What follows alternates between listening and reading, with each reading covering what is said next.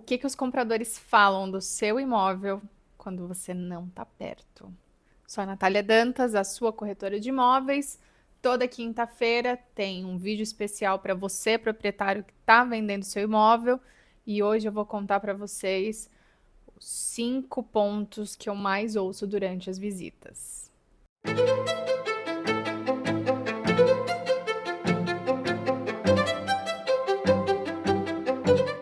Eu acho que um dos pontos unânimes que eu escuto quando eu saio de uma visita é: esse imóvel é muito escuro, tá uma bagunça, ou nossa, que lugar quente. Eu quero trazer algumas dicas para você, proprietário, que vai receber um comprador dentro da sua casa. Primeiro ponto, deixa todas as luzes acesas. A gente interfonou, tá avisando que tá subindo, mostra todo o sistema de iluminação, mostra tudo que você colocou naquele apartamento, acende todas as luzes. Segundo, eu já passei algumas vezes por isso. Tá um dia mais quente e a pessoa tá dentro da casa dela, ela não tá percebendo que a temperatura lá fora não tá tão legal. Mas na hora que você entra, tá aquele apartamento todo fechado, com ar-condicionado ligado, e isso causa uma impressão ruim para a pessoa que está indo lá comprar, porque dá aquele bafo mesmo dentro do apartamento, né? Hoje tá muito frio aqui em São Paulo, a gente tá falando de 12 graus, eu tô de casaco dentro de casa, de tão frio que tá. Mas um dia mais quentinho, liga o ar, deixa um ar mais gostosinho. Dependendo do horário da visita, às vezes está perto do almoço, tem muita gente que só consegue visitar no horário do almoço, tá aquele cheirinho de comida. Deixa circular o vento, sabe? Abre umas janelas, deixa esse cheirinho não ficar tão abafado, porque isso também pode causar um certo desconforto na hora de eu apresentar esse imóvel para o cliente. E a bagunça também é um problema. Eu sei que você mora lá, que é uma família, aquele apartamento tem vida, mas se é possível, dá uma organizadinha, esconde as coisas dentro do armário. A gente vai abrir o armário, mas aí você fala, olha, eu tentei deixar o mais limpo aqui, então assim, os armários estão uma bagunça, mas pode abrir.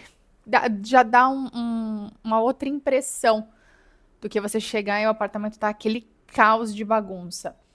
E tem gente que não se importa, tá? Às vezes eu vou visitar e a pessoa ela não se movimenta em nada para tentar dar aquela organizada dentro do imóvel. Depois que começa a gravar, vai dando calor, né? Mais um ponto. Chegamos lá, o proprietário disse que passou por uma reforma, o apartamento está um pouquinho acima do preço, mas não tem nada lá dentro que justifique esse valor. Eu nunca tô aqui, eu quero sempre frisar isso, eu nunca tô aqui para apontar o dedo e dizer que você está errado, ouvir de uma linguagem ofensiva. Não é a minha intenção. Eu quero ajudar para que a gente consiga vender.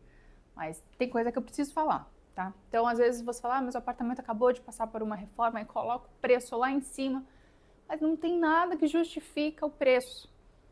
Em vez de colocar uma madeira natural, colocou um porcelanato que imita madeira. Em vez de colocar uma pedra de qualidade, colocou um granito. Eu entendo que o apartamento foi reformado, mas não justifica o valor, entendeu? Então, tem que pesar um pouco isso. Eu que venho de médio e alto padrão, então precisa justificar o valor da reforma. É um cliente que não está olhando só para preço, está olhando valor também. Terceiro ponto, esse vocês querem matar o corretor do coração. Proprietário que fala além do necessário. Sério, às vezes a gente está tendo quase uma síncope, assim, porque são detalhes, são coisas que eu não vou esconder, eu não vou passar o meu cliente para trás, eu não trabalho desse jeito. Mas tem jeitos de falar. E às vezes eu sei a objeção que traz ali para o cliente, então eu quero conversar com ele do jeito certo. E o proprietário sai falando um monte de coisa, eu fico, meu Deus, eu já perdi uma venda uma vez. O que aconteceu? Meu cliente tinha muito problema com deixar a chave do carro. Muito problema, não queria. Era um apartamento para investimento. Mas se no futuro ele precisasse usar, ou alguém da família precisasse usar aquele apartamento, esse tipo de vaga era um problema.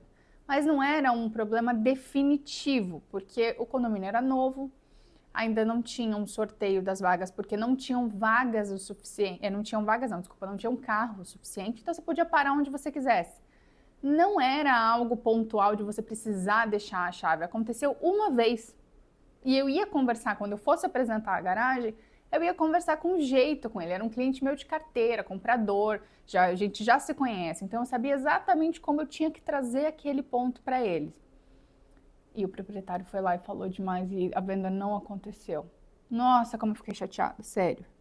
Então, às vezes a gente brifa, eu gosto muito, se eu cheguei um pouquinho antes, eu vou passar mais ou menos o perfil do meu cliente para o proprietário e vou pedir às vezes para que ele não comente certas coisas, mas às vezes entra por um ouvido, sai pelo outro e quando você vê, ele tá falando e você só vê a sua venda ali, tipo, tchau, tchau, não vai dar certo, não vamos fechar negócio nessa visita. Quarto ponto, você não tem uma justificativa plausível de por que você quer se mudar daquele imóvel. Parece um assunto muito nada a ver, mas tem muita importância, porque o cliente comprador começa a suspeitar de, tá, mas por que está vendendo?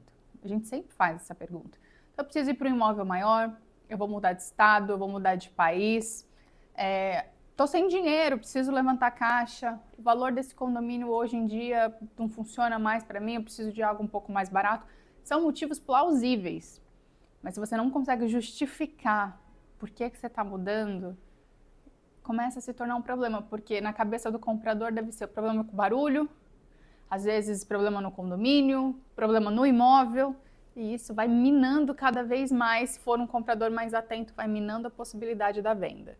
E por fim, um ponto que eu acho muito importante também, que casa muito com o que reformou, é o que não reformou, mas não entende que precisa de reforma. Temos esse perfil também.